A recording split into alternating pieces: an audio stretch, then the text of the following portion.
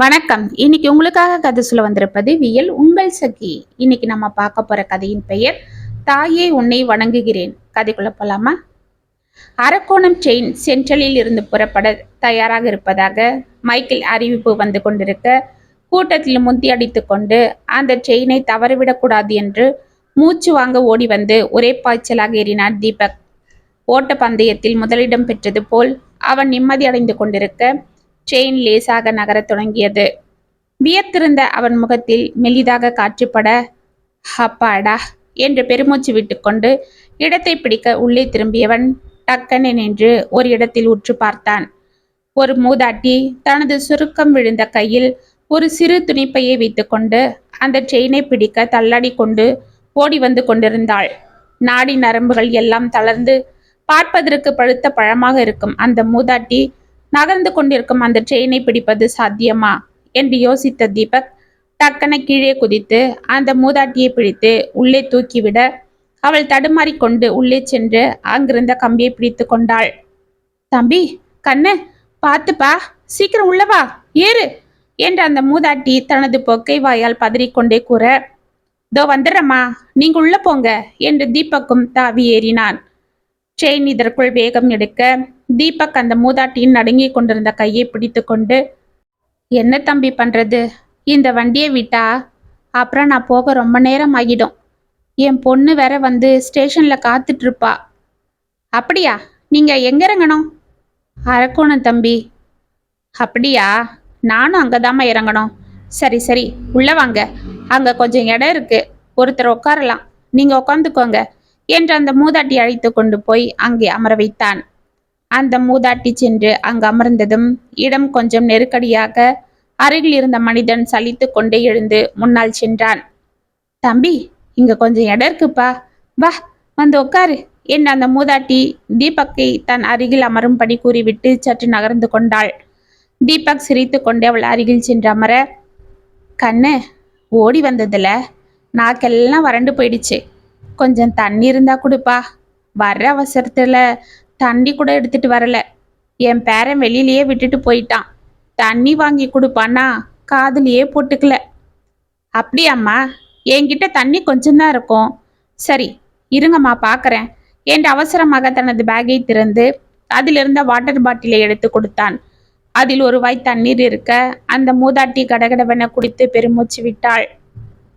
அப்பா, ஏதோ கொஞ்சம் தொண்டை நனைஞ்சுது என்றவள் கூறிக்கொண்டிருக்க தீபக்கிற்கு சற்று சங்கடமானது. ட்ரெயினில் அதிகம் கூட்டம் இல்லை என்றாலும் அனைத்து சீட்டுகளும் நிரம்பியிருந்தன. இரண்டொருவர் நின்று கொண்டு வந்தனர். எதிரில் ஒரு பெண் அவளது 10 வயது மகனுடன் அமர்ந்திருக்க அந்த சிறுவன் தனது தாயிடம் தண்ணீர் வேண்டும் என கேட்க ஆரம்பித்தான். உள்ளிருந்து வாட்டர் பாட்டிலை அவள் எடுத்தவனிடம் கொடுத்தாள். தீபக் அவளை பார்க்க அவனது நோக்கத்தை அறிந்து கொண்ட அந்த பெண், ஏய், சீக்கிரம் தண்ணி குடிச்சிட்டு கொடு, இனி திருவள்ளூர் போற வரைக்கும் இந்த தண்ணி தான் இருக்கு, பார்த்து கீழே சிந்தாம குடி, அப்புறம் தண்ணி தண்ணின்னு ஏன் உயிரை தான் வாங்குவ என்று தீபக்கை ஓரக்கண்ணால் பார்த்து கொண்டே தனது மகனை மிரட்டி கொண்டிருந்தாள். தீபக்கிற்கு சிரிப்பு வர பிரயத்தனப்பட்டு அதை அடக்கி கொண்டான். ஏன் கண்ணு, நீ எங்க இருக்கிற, சென்னையிலையா என்று அந்த மூதாட்டி தீபக்கை பார்க்க, இல்லம்மா, நான் இங்க வேலை பார்க்குறேன், வீடு அரக்கோணத்துல. ஓ, அப்ப வேலைக்கு தான் போயிட்டு போறியா கண்ணு? ஆமாம்மா. அட கடவுளே, தினமும் இம்புட்டு தூரம் போயிட்டு போறதுக்குள்ள களைச்சிடுமே, பேசாம இங்கேயே குடி வந்துடலாம் இல்ல? இல்லம்மா, எங்க அப்பா அங்கதான் கவர்மெண்ட் ஸ்கூல்ல வாத்தியாரா இருக்காரு, அவரை விட்டு எங்க அம்மா வரமாட்டாங்க, அவங்க 2 பேரையும் விட்டு நான் இருக்க மாட்டேன், அதனால தான் நானே சிரமம் பார்க்காம வந்துடுறேன் என்று கூறிவிட்டு தீபக் புன்னகை செய்தான். அவனை ஆச்சரியமாக பார்த்து கொண்டிருந்தாள் அந்த மூதாட்டி. ராசா, இப்படியே உங்க அப்பா அம்மா மேல கடைசி வர பாசமா இரு கண்ணு, கல்யாணம் ஆனாலும் இப்படிதான் இருக்கணும், உன்னை போல புள்ளைய பெத்தெடுக்க உங்க அம்மா அப்பா தவம் செஞ்சிருப்பாங்க போல இருக்கு, நல்ல புள்ள என்று அவனுக்கு திருஷ்டி கழித்தாள். இதற்குள் ஸ்டேஷன் வர அங்கு சற்று கூட்டம் ஏறியது. சில வியாபாரிகளும் ஏற கூட்டம் நெருக்கமானது. தீபக் ஜன்னல் வழியே பார்க்க ஒரு குறவர் பெண் இடுப்பில் ஒரு 2 வயது குழந்தையை வைத்து கொண்டு அந்த வண்டியில் ஓடி வந்து ஏறினாள். அவள் கையில் விதவிதமான பாசிமணிகள் இருக்க, ஒரு புறம் கிளிப், சேஃப்டி பின், ரப்பர் பேண்டுகளை ஹேங்கரில் தொங்கவிட்டு கொண்டிருந்தாள். அவள் அழுக்கேறிய உடைகளும் செம்பட்டை தலையும் தோளில் தொங்கிக் கொண்டிருக்கும் சிறிய அழுக்கான துணிப்பையும் பார்க்க சற்று கோரமாக இருக்க அனைவரும் முகத்திலும் அருவருப்பை காட்டியது. அவள் இடுப்பில் இருக்கும் குழந்தை பிறந்ததிலிருந்து குளித்தறியாதது போல் இருக்க அந்த குழந்தையை அவள் ஆசையாக கொஞ்சிவிட்டு தனது வியாபாரத்தை ஆரம்பித்தாள். ஊசிமணி, பாசிமணிமா, கிளிப்பு, ரப்பர் பேண்டு, பின்னுமா பின்னு, எது எடுத்தாலும் 10 ரூபா என்றவள் கூறிக்கொண்டு செல்ல அவள் செல்லும் திசையெல்லாம் ஜனங்கள் அவள் மேலே படாமல் இருக்க பட்பட் என்று சற்று நகர்ந்து கொண்டனர். அதை பற்றி அவள் கவலைப்படாமல் வியாபாரத்தை செய்து கொண்டிருந்தாள். எதிர்பக்கம் இருந்து ஒரு சம்சா வியாபாரி சம்சே சம்சே சம்சே சம்சே என்று கத்தி கொண்டு வர, சாமி பிள்ளைக்கு ஒரு 2 சம்சா கொடு என்று அவள் சுருக்கு பையில் இருந்த காசை எடுத்து கொடுத்து சம்சாவை வாங்கி தனது தோளில் இருந்த பையில் போட்டு கொண்டாள். அம்மா, சமோசா சாப்பிட்றீங்களா என்று தீபக் அந்த மூதாட்டியை பார்க்க, இல்லை கண்ணு வேண்டாம், எனக்கு அல்சர் இருக்கு, காரம் ஆகாதுப்பா, அதுக்கு தான் இதோ பாரு எவ்வளோ மாத்திரைங்க சாப்பிட்றேன் என்று தனது துணிப்பையை விரித்து காட்ட அதில் ஒரு புடவையும் கலர் கலராக நிறைய மாத்திரைகளும் இருந்தன. என்னம்மா இவ்வளோ மருந்துகளா? ஆமா கண்ணு, இதெல்லாம் போடலைன்னா வயிறு வலி வந்துடும். இது வாங்கி கொடுக்க என் பிள்ளைங்க பேசுவாங்க பாரு பேச்சு, அதை ஏன் கேட்குற என்று சீட்டில் சாய்ந்து கொண்டாள். ஏம்மா அப்படி? எல்லாம் என் தலையெழுத்து தான் கண்ணு. அவர் இருந்த வரைக்கும் ஏதோ தங்க ஒரு இடமாவது இருந்தது. இப்ப ஆளுக்கு பந்தறாங்க. 3 பிள்ளைங்களே பெத்தனே தவிர எனக்கு முச்சந்தியில தான் சோறு என்று கண்களை துடைத்து கொண்டாள். அவள் கைகளை ஆதரவாக பற்றி கொண்ட தீபக், அம்மா இப்ப நீங்க உங்க மகன் வீட்டுக்கு தான் போறீங்களா? இல்லப்பா, என் பொண்ணு வீட்டுக்கு போறேன்.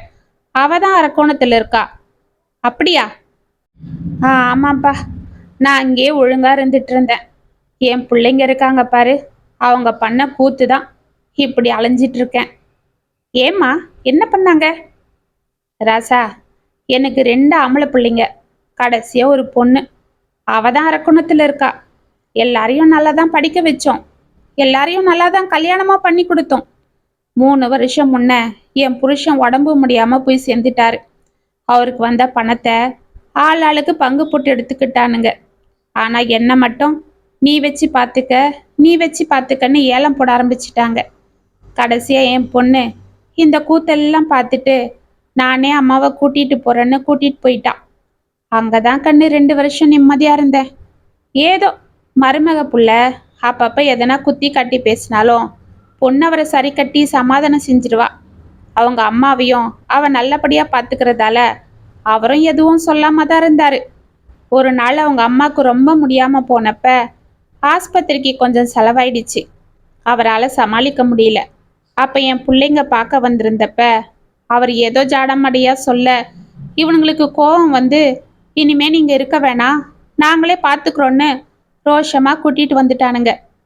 ஆனா ஒருத்தரே பார்த்துக்க முடியாதுன்னு 3 மாசம் அங்க 3 மாசம் இங்கன்னு என்னை பந்தாட ஆரம்பிச்சிட்டானுங்க.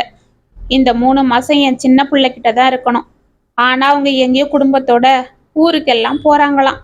அதனால என்னை பெரியவன் வீட்டுக்கு போன்னு ஒரே தொல்லை. நானும் சரின்னு பெரியவனுக்கு போனை போட்டு வர சொன்னா, ஏன் மருமக இப்பதானே இங்க இருந்துட்டு போனீங்க, அதுக்குள்ள இங்க எதுக்கு வர்றீங்க, இந்த 3 மாசம் உங்க சின்ன பிள்ளை தானே பார்த்துக்கணும், இப்ப போனா போதுன்னு நாங்க பார்த்தா அப்புறம் அவருக்கு இதே பழக்கமாகிட்டோன்னு கராரா என்ன அங்க வரக்கூடாதுன்னு சொல்லிட்டா. என் பிள்ளையும் பேசாம இருந்துட்டான். எங்க வீட்டுல சின்ன மருமக அவன் புருஷனை போட்டு நொயின்னு கொடைய ஆரம்பிச்சிட்டா. சரின்னு என் பேரன்கிட்ட சொல்லி என் பொண்ணுக்கு போனை போட்டுட்டேன். எங்க மாப்பிள்ளைக்கு ஏதோ வேலை இருக்கிறதால அவரால் வர முடியாது, நானும் பசங்களுக்கு சாப்பாடு கட்டணும், அதனால அண்ணனை கொண்டு வந்து விட சொல்லுன்னு சொன்னா என் பொண்ணு. ஆனா என் பையன் அவங்க வீட்டுக்கு வரமாட்டேன்னு என் பேரன்கிட்ட வண்டி ஏற்றி விட சொன்னான். அவன் ஏதோ வேலை இருக்குன்னு என்னை கொண்டு வந்து வெளியிலேயே விட்டுட்டு போயிட்டான். குடிக்க ஒரு வாய் தண்ணி கூட வாங்கி தரல. நானும் தடுமாற்றத்துல வந்துட்டேன் கண்ணு. அதுதான் தண்ணி கூட வாங்க முடியல என்றவள் கூறிக்கொண்டிருக்க, அம்மா பாசிமணிமா, பாசிமணி என்ற அந்த பெண் அங்கு வந்தாள். ஒரு சிலர் அவளிடம் கிளிப், ரப்பர் பேண்ட், சேஃப்டி பின்னை வாங்க, ஐயா பாசிமணி வாங்கல சாமி, வாங்க சாமி நல்லா இருக்கும் என்று தீபக்கின் முன்பு மணிகளை நீட்டினாள். சற்று நகர்ந்து கொண்ட தீபக், இல்லம்மா எனக்கு வேண்டாம் என்று கூற அவள் இடுப்பில் இருந்த குழந்தை அவனை பார்த்து புன்னகை செய்தான். தீபக் அவனை பார்த்து சிரிக்க அந்த குழந்தை ஜோராக கையையும் காலையும் அசைத்தது. அதன் கால் அருகில் இருந்த ஒரு பெண்ணின் மீது பட அந்த நாகரிக மங்கை முகத்தை கடுகடவென வைத்து கொண்டு, ஏமா நடுவுல நின்னுக்கிட்டு மேலெல்லாம் படுத்து பாரு, போமா அப்படி போ என்றவளை சுள்ளென்று முகத்தை காட்ட அங்கு நின்று கொண்டிருந்த அனைவரும் அவளை பிள்ளைவென பிடித்து கொண்டு விரட்டினர். அட என்ன சாமி, நானும் மனுஷி தானே, என்னமோ அப்படி விரட்டுறீங்க? வியாபாரம் பண்ணிட்டு இருக்கேன்ல, முடிஞ்சதும் போதான் போறேன், என்னவோ அப்படி மூஞ்ச காட்டுறீங்களே என்றவள் கூற அவள் இடுப்பில் இருந்த குழந்தை சினுங்க ஆரம்பித்தான். என்னடா கண்ணு, பசிக்குதா? இரு என்று அங்கு ஓரமாக சென்று அமர்ந்து கொண்ட அந்த பெண் குழந்தையை மடியில் வைத்து கொண்டு பேக்கில் இருந்த சமோசாவை எடுத்து அவனுக்கு ஊட்ட ஆரம்பித்தாள். இதை தீபக் பார்த்து கொண்டிருக்க அவனது கையை பிடித்து கொண்டாள் அந்த மூதாட்டி. அவள் கை சில்லிட்டு போயிருந்தது. அவள் முகம் சற்று மாற அவள் உடல் முழுவதும் வேர்த்து கொண்டிருந்தது. ட்ரெயின் சிக்னலுக்காக நின்று போக காற்றும் வராமல் புழுக்கமாக இருந்தது. டக்கென பதறிப்போன தீபக், அம்மா அம்மா, என்னம்மா, என்னாச்சு? உடம்பெல்லாம் ஏன் இப்படி நடுங்குது? என்னம்மா பண்ணுது என்று அவளை பிடித்து கொண்டான். தம்பி, எனக்கு அல்சர் இருக்குன்னு சொன்னேன் இல்ல? ஆமா, சாப்பிட நேரம் ஆயிடுச்சுல்ல, அதுதான் பசியில வயிறு எரியுது கண்ணு, சாப்பிடலன்னா வாந்தி வந்துடும் என்றவள் கூறிக்கொண்டிருக்க எதிரில் இருந்த பெண் தனது மகனை பிடித்து கொண்டு சற்று நகர்ந்து கொண்டாள். அங்கிருந்த அனைவரும் சற்று விறுவிறுவென தள்ளி போக, ஏமா நீங்க வரும்போது எதுவும் சாப்பிட்டு வரலையா என்று பதறினான் தீபக். இல்ல கண்ணு, நான் தான் சொன்னேன் இல்ல, என் பேரன் வெளியில போகணும்னு என்னை கொண்டு வந்த அவசரமா விட்டுட்டு போயிட்டான். என் மருமகளும் ஊருக்கு போற அவசரத்துல எனக்கு சாப்பாடு கூட போடல, சாப்பிட்றியான்னு கூட ஒரு வார்த்தை கேட்கல கண்ணு. நானா போய் எதனா எடுத்தா மூஞ்ச கட்டுவா, அதுதான் பேசாம வந்துட்டேன் என்று அவள் மூச்சு வாங்க கூறிக்கொண்டிருக்க அவளுக்கு வலி அதிகமாகி கொண்டிருக்கிறது என்பது நன்றாக தெரிந்தது. கடவுளே, நான் இப்ப என்ன பண்றது? இங்க எங்கேயும் கடை கூட இல்லையே, ட்ரெயின் வர நடுவழியில நிறுத்திட்டாங்க. ஸ்டேஷனா இருந்தா கூட இறங்கி போய் எதனா வாங்கிட்டு வருவேன். சரி, கொஞ்சம் தண்ணியாவது குடிக்க என்று அவன் பாட்டிலை எடுக்க அதில் தண்ணீர் இல்லை என்பது அப்பொழுதுதான் ஞாபகம் வந்தது. டக்குன எதிர் சீட்டில் இருந்த பெண்ணிடம், அம்மா கொஞ்சம் தண்ணி இருந்தா கொடுங்கம்மா, பாவம் வயசானவங்க என்று தீபக் கெஞ்ச, அட நீங்க வேற சார், இனி அரக்கோணம் போற வரைக்கும் அந்த அரை பாட்டில் தண்ணி தான் என் குழந்தைக்கு இருக்கு. அம்மா, அடுத்த ஸ்டேஷன் வந்ததும் நானே இறங்கி இப்போ வாங்கிட்டு வந்து கொடுக்குறேன், ப்ளீஸ் இப்போதைக்கு கொஞ்சம் கொடுங்கம்மா என்றான். இதோ பாருங்க சார், நீங்க பாட்டுக்கு இறங்கி போயிட்டா நான் என்ன பண்றது? அதெல்லாம் முடியாது, வேற யார்கிட்டயாவது கேட்டு பாருங்க, பொம்பளை கிட்ட வந்து வீரப்பு பேசிக்கிட்டு என்று முகத்தை திருப்பி கொண்டாள். தீபக் தலையில் அடித்து கொண்டு அங்கிருந்தவர்களை திரும்பி பார்க்க அனைவரும் நமக்கு எதற்கு வம்பு என்பது போல் முகத்தை திருப்பி கொண்டனர். இதற்குள் அந்த மூதாட்டி வலியால் துடிக்க ஆரம்பித்தாள்.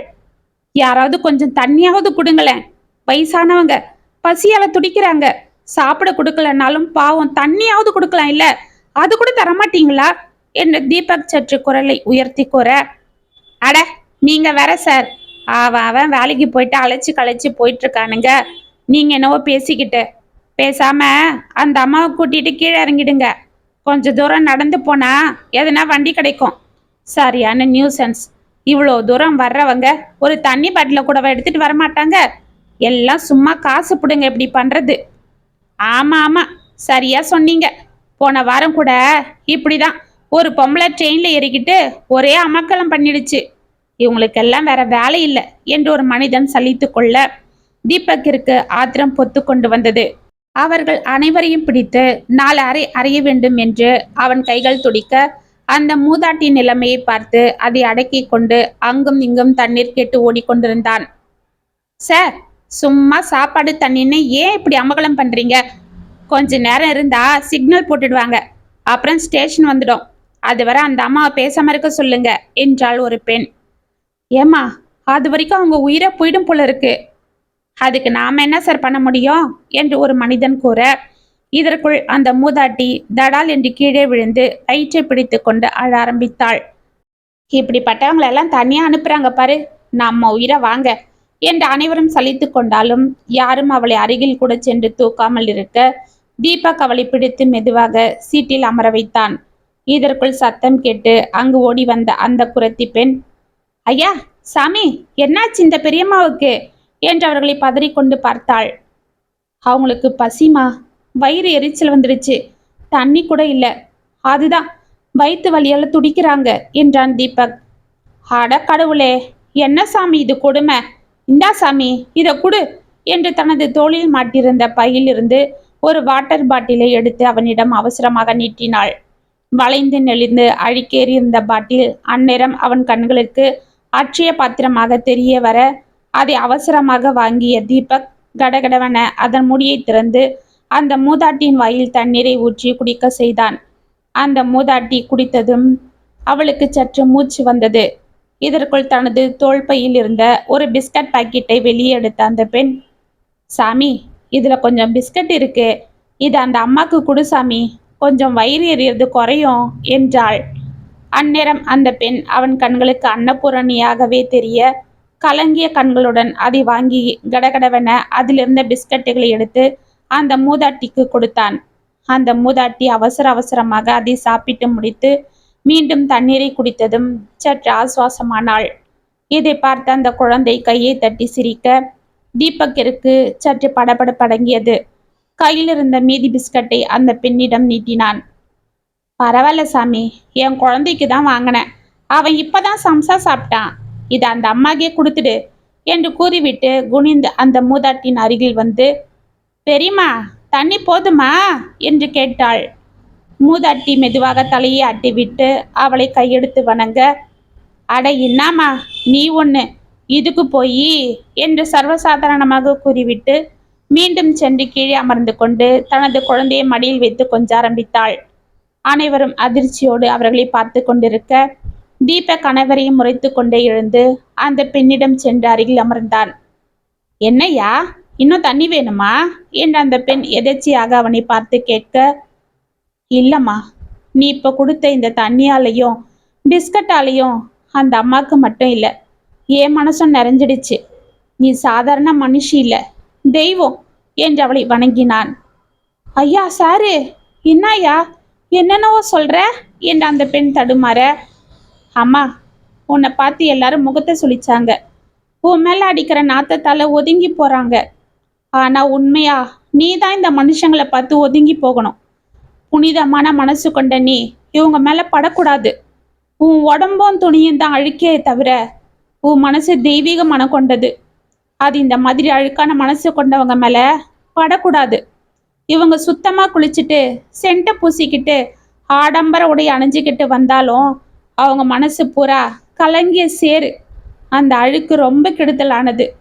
ஆனா நீ அப்படி இல்லை, தவிச்சிட்டு இருந்த ஒரு ஜீவனுக்கு தண்ணி கொடுத்து சாப்பாடை கொடுத்து காப்பாத்தி இருக்க. நீ அந்த கடவுளோட அம்சம், உன்னை ஒதுக்க இவங்களுக்கு எந்த அருகதையும் இல்லை. ஐயா சாமி, என்ன போய் என்று அந்த பெண் தலையை சொரிய, அம்மா, உன் உடம்புல இருக்கிற அழுக்கு குளிச்சா போயிடும், ஆனா இவங்க மனசோட அழுக்கு எந்த கங்கையில போய் குளிச்சாலும் போகாது என்று அவன் பர்சில் இருந்து சில 100 ரூபாய் நோட்டுகளை எடுத்து அவளிடம் கொடுத்தான். ட்ரெயின் அசைந்தது. ஐயா, என்னையா, இந்த தண்ணிக்கும் 4 பிஸ்கட்டுக்கும் இவ்வளோ பணம் கொடுக்குறீங்க? இது நீ கொடுத்த தண்ணிக்கும் பிஸ்கட்டுக்கும் இல்லை, உன் மனசுக்கு நான் கொடுக்கிற அன்பளிப்பு. அதுக்கு எவ்வளோ கொடுத்தாலும் ஈடாகாது. ஆனாலும் எனக்காக வச்சுக்கம்மா. இந்த நடு வழியில உன் பிள்ளைக்கு வேணும்னு கூட பார்க்காம இருந்த தண்ணி எடுத்து கொடுத்த பாரு, அந்த மனசுக்கு நான் கொடுக்கிற காணிக்க, இதை வச்சுக்க என்று அவள் கைகளில் பணத்தை திணித்தான். ஐயா, இருந்தாலும் இம்புட்டு பணம். அம்மா, இந்த பணம் தான் இதோ பாரு இந்த மனுஷங்களுக்குள்ள இந்த பேதத்தை உண்டாக்குது. நான் இவ்வளோ பணத்தை வச்சுக்கிட்டு இருக்கனே, என்னால் இந்த நடு வழியில அந்த பெரியம்மாவுக்கு ஒரு வாய் தண்ணி வாங்கி கொடுக்க முடிச்சுதா சொல்லு? பணம் தேவைதான், ஆனா பணம் மட்டுமே எல்லா தேவையும் எல்லா நேரத்துலையும் பூர்த்தி செஞ்சிடறது இல்லை. நல்ல மனசு இருந்தாதான் அந்த பணத்துக்கே மதிப்பும் கூட என்று அவன் கூற அந்த பெண் அவனை வணங்கிவிட்டு அந்த பணத்தை வாங்கி கொண்டாள். இல்லம்மா, நீ என்னை வணங்கக்கூடாது, நான் தான் உன்னை வணங்கணும் என்று அவள் கைகளை பிடித்து கொண்டான் தீபக். அந்த குழந்தை மீண்டும் அவனை பார்த்து கலகலவென கையை தட்டி கொண்டு சிரித்தான். அனைவரும் அதிர்ந்து அவர்களை பார்த்து கொண்டு நின்றனர். இத்துடன் தாயே உன்னை வணங்குகிறேன் கதை முற்றம். உங்களுக்காக நான் எழுதின இந்த கதை உங்களுக்கு பிடிச்சிருந்தா கமெண்ட்ஸ்ல சொல்லுங்க, லைக் பண்ணுங்க, ஷேர் பண்ணுங்க, மறக்காம சப்ஸ்கிரைப் பண்ணிக்கோங்க. மீண்டும் நாளைக்கு வேற ஒரு சுவாரஸ்யமான கதையோட உங்களை சந்திக்கிறேன். அது வரைக்கும் என்னை பிள்ளையிருங்க. இப்படிக்கு வியல் உங்கள் சகி.